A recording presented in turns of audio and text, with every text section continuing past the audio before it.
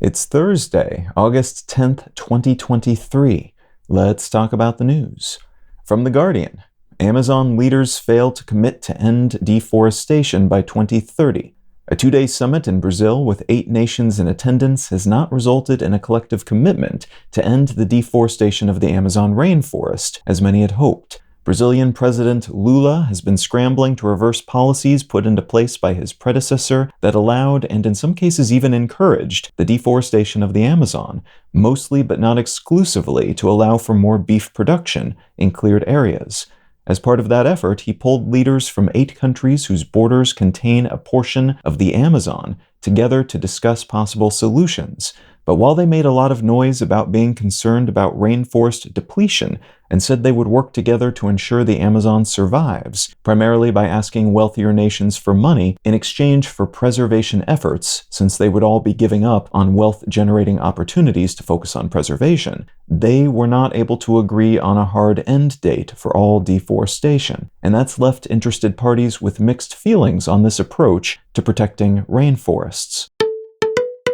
From the Associated Press, voters in Ohio rejected GOP-backed proposal that would have made it tougher to protect abortion rights. Ohio voters have soundly rejected a proposal that would have upped the requirements to change the state's constitution 57%-ish to 43%-ish. The measure proposed and funded by out-of-state Republican billionaires who wanted to head off planned Democratic efforts to add abortion rights to the state's constitution in an upcoming vote. This is being generally seen as one more indication that folks at the local level, even in Republican-heavy states, are not generally in favor of new laws that limit abortion rights, even laws that do so asymmetrically as this one would have, in the wake of the Supreme Court's decision to overturn nationwide abortion rights last year.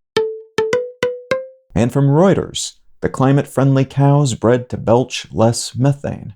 The first cows with low methane belches will be born next spring in Canada, potentially helping reduce livestock-originating emissions. Methane does not last as long as CO2 in the atmosphere, but it's a far more potent greenhouse gas, and cows burp a lot of methane, which makes livestock-heavy regions big targets for reducing greenhouse gases. There are many potential ways to do this, including feeding cows more seaweed, which gives them all their necessary nutrients while reducing the amount of methane they belch, though this approach, selectively breeding for low methane genetic traits, is also proving to be popular, since it would allow for the reduction in methane over time without having to substantially change feed-related supply chains. It's estimated that addressing cow burps alone could help reduce livestock-related emissions by something like 1.5% annually and up to 20 to 30% by 2050.